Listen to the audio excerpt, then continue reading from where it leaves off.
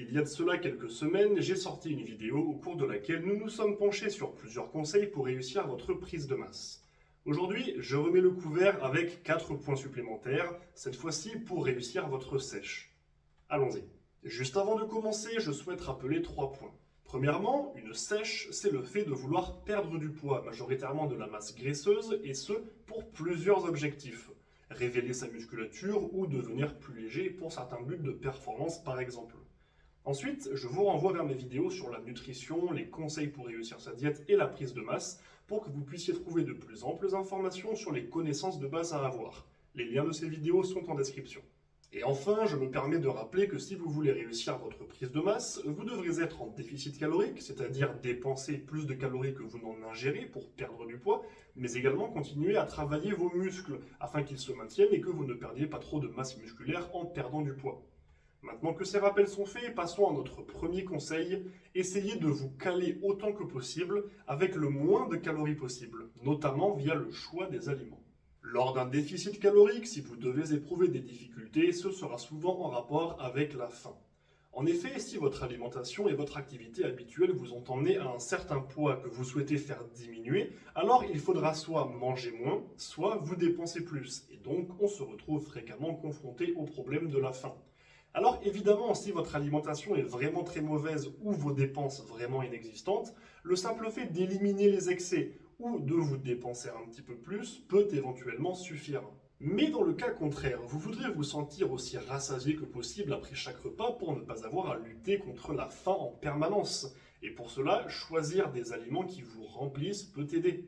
Si 200 calories d'un aliment vous font ressentir 2 fois plus de satiété que 200 calories d'un autre, alors privilégiez ce premier aliment, s'il respecte vos besoins en macronutriments et s'il est aussi qualitatif que l'autre, évidemment.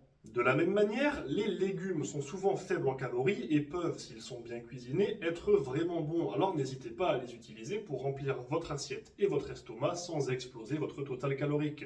Encore mieux, l'eau.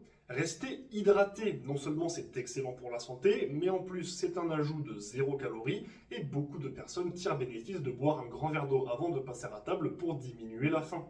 En bref, trouvez les méthodes qui vous conviennent, celles qui vont vous aider, vous, à respecter votre diète. Et c'est ici que je fais une petite pause dans la vidéo pour passer un message. Lors d'une sèche, vous risquez d'avoir faim, mais ne vous affamez surtout pas. De la même manière, ne buvez pas 8 litres d'eau par jour pour lutter contre la faim. Perdre du poids, d'accord, mais si vous devez y laisser votre santé, c'est contre-productif et dangereux. Vous ne voudriez surtout pas développer des TCA, troubles du comportement alimentaire. Sur cet avertissement que je vous demande réellement de prendre au sérieux, nous pouvons passer à notre deuxième conseil, les cheat meals maîtrisés. Comme nous l'avons déjà évoqué dans une précédente vidéo, l'objectif n'est pas de respecter votre diète à la calorie près tous les jours, mais d'être dans un déficit global sur la durée. Donc, si vous vous accordez un cheat meal par semaine, un repas plaisir, faites attention à ce qu'il ne ruine pas tous vos efforts de la semaine. Un déficit de 100 calories par jour pendant 6 jours sera complètement annulé par un excès de 600 calories le dimanche. Alors, si les repas plaisir doivent exister, c'est important, ils doivent également être maîtrisés. Si vous prenez un fast-food, évitez les menus XL. Peut-être qu'un burger peut suffire sans plusieurs accompagnements. Si vous le préparez vous-même, faites attention aux quantités ou réduisez légèrement certains ingrédients très caloriques. Le but n'est pas de vous priver continuellement, mais si un seul repas par semaine ruine tous vos efforts, alors vous vous serez privé pour rien, vous aurez tout perdu. Alors étudiez votre déficit sur la semaine et l'éventuel excès que vous aurez un jour par semaine mais que vous essaierez d'éviter ou au moins de maîtriser et trouvez les méthodes qui marchent le mieux pour vous afin que vous puissiez combiner le plaisir de manger et l'absence d'excès trop marqué. Troisième conseil, faites attention aux petits ajouts. Lors d'une sèche, vous voudrez perdre du poids, certes, mais le but ne sera pas d'en perdre le plus vite possible. Vouloir maigrir à tout prix très vite, c'est le meilleur moyen d'abandonner, de tout reprendre après ou simplement de mal vivre sa diète, de la subir et donc d'en souffrir.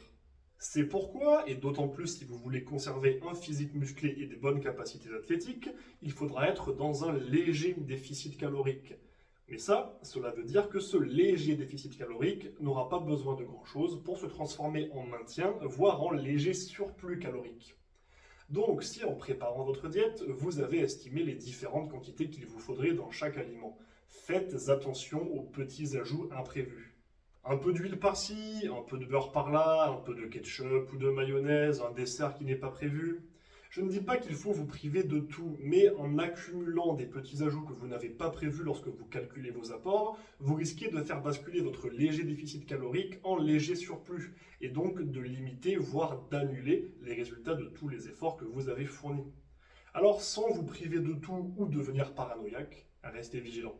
Et enfin, pour le quatrième et dernier conseil, je vais simplement revenir en vitesse sur les 4 astuces que je vous avais présentées pour réussir la prise de masse, tout en l'adaptant à notre sujet du jour, en commençant par 1, les calories liquides. Comme je l'avais expliqué dans la vidéo sur la prise de masse, elles sont plus faciles à ingérer, et donc si elles peuvent vous aider à prendre du poids, elles doivent être surveillées si vous voulez en perdre. Évitez de trop boire vos calories si vous éprouvez déjà des problèmes avec la faim, puisqu'elles vont vous en apporter beaucoup sans grande impression de satiété. 2. Organisez la répartition de vos repas. Comme pour une prise de masse ou n'importe quel autre objectif de diète par ailleurs, la clé de la réussite est de trouver une organisation qui vous convient, qui vous permet de ne pas subir votre diète pour qu'elle vous semble aussi facile et naturelle que possible à respecter. Donc, selon vos fluctuations d'appétit, votre emploi du temps, vos préférences, travailler sur la taille de vos repas, leur nombre, leur répartition dans la journée peut grandement vous aider. 3. La meal prep. Je ne vais pas les lister à nouveau, les arguments sont exactement les mêmes que pour la prise de masse. Si tout est prêt à l'avance, vous diminuez le risque d'écart et vous vous facilitez la vie. Et 4. Pesez vos aliments. À l'œil nu, vous aurez des quantités approximatives et comme les petits ajouts dont nous avons parlé précédemment dans cette vidéo, cela peut finir par avoir un impact négatif. Soyez rigoureux. J'espère que cette vidéo vous a été ou vous sera utile. Si vous avez des questions, retours ou suggestions, n'hésitez pas à passer par les commentaires ou à me contacter directement sur mes réseaux sociaux, disponibles en description, où j'ai également mis le lien de toutes les vidéos que j'ai abordées aujourd'hui. Et n'oubliez pas les likes, commentaires, partages et abonnements pour soutenir la chaîne. Sur ce, bon entraînement et n'oubliez pas, rendez-vous fiers.